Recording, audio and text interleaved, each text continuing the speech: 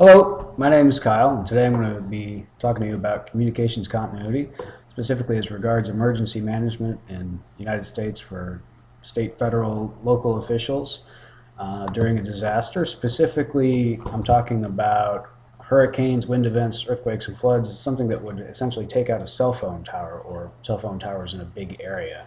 So how do you then continue communication and data transfer in this type of event when otherwise you would just use your cell phone? So the first options obviously are just hardening the infrastructure. You bury your telephone lines if that's feasible. Obviously it's not in a large area. You can also have backup power for existing structures if there's a big power outage. But obviously it's not always possible. So the next options that I would suggest would be having small equipment that's already readily available, that has low power requirements and does not require the rest of the infrastructure to be intact. This is the situation after a lot of disasters, as we've seen with Katrina, Isaac, Sandy, and whatever things might be coming down the road that we haven't seen yet.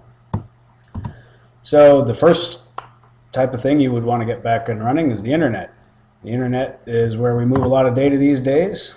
Here is the ToughSat T100 trailer from Ground Control.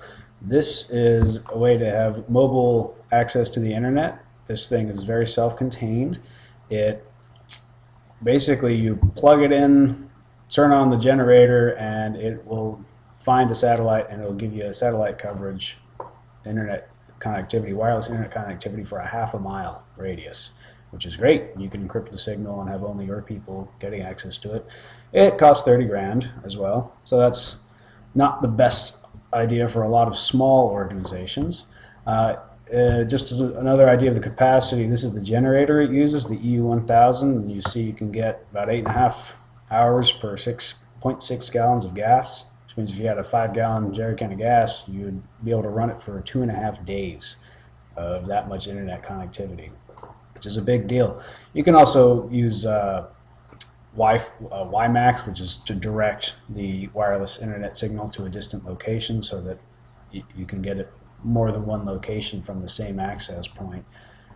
These folks also offer special rates for emergency managers, and you can even have an emergency only rate, which means instead of paying $300–400 a month, you just say, oh, there's an emergency, turn on the service, and they will give it to you for a month. So you don't have to pay for it all the time. You can have it in the offing just ready for you.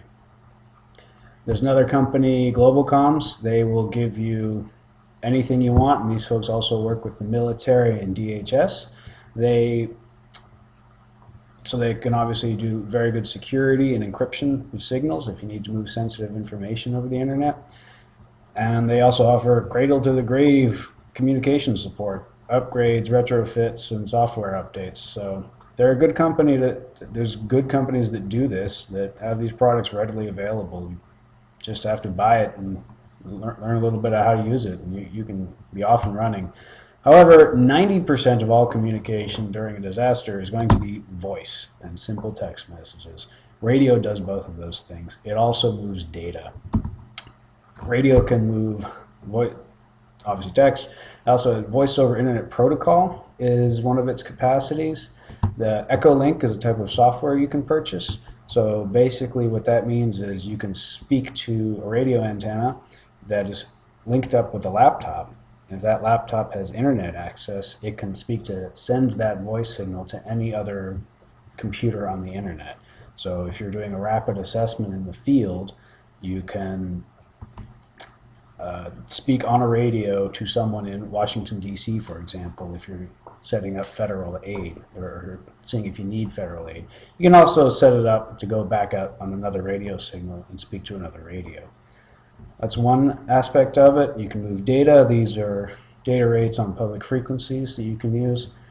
Mesh networks also mean that if all these green circles are the radio range of each individual radio in an area, and Bob wants to talk to Jane, but she's out of range, you can actually use every other radio in the system as a rebroadcasting node as well. Even a handheld radio can do this. A commercially available civilian radio has a capacity to do this, so that Bob can talk to Jane using everyone else's radio.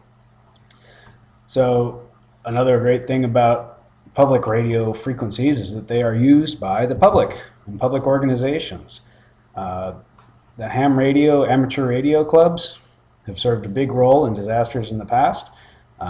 Southeast Louisiana, there's national ones like Reaction, we're in Region 7. The local organization, Southeast Louisiana Amateur Radio Club, actually was the only means of communication for Washington Parish during Hurricane Katrina to Baton Rouge for all emergency managers. This is a voluntary organization that they offered. Also during Hurricane Isaac, the Southeast Louisiana Radio Club, their repeater that they kept running with battery power for about a day and a half and another 2 days on generator power until they got power back was a major source of communication, especially during the flooding of Tangipahoa River and the almost failure of the dam at Percy Quinn State Park. They were a huge source of communication, and it was also good for just to be able for them to be able to hear the weather forecast broadcast on the radio, so they knew what kinds of precipitation to expect. So these civilian organizations have played a big role in disaster response in recent times, and so there's something to pay attention to. They also have worked with FEMA in the past. FEMA generally requires anyone doing communications with them to have certain certifications, certain FEMA certifications, even though these guys talk on the radio every day, just for fun. So this is something the clubs work on, keeping their members up to date on FEMA certifications so they can just walk right in and work with FEMA on these things.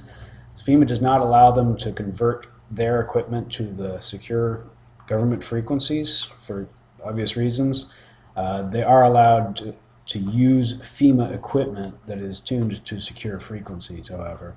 But they have limited access to data. The Coast Guard Auxiliary is it's a civilian group that works with the Coast Guard, and they actually have security clearances, and they will have access to secure frequencies on secure equipment, and they can move sensitive data that way because of a long-term agreement with the Coast Guard and training that they've gone through, which FEMA does not do so far with these organizations.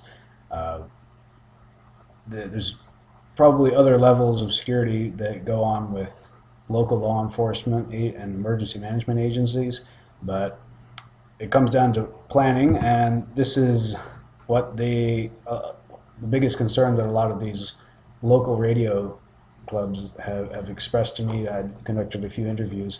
Basically, they want better coordination with federal agencies and training, like exercises and scenario training for long-term planning for disaster response, because that's one of the biggest missions of these amateur clubs is they have a social mission to help people during times of disaster communication.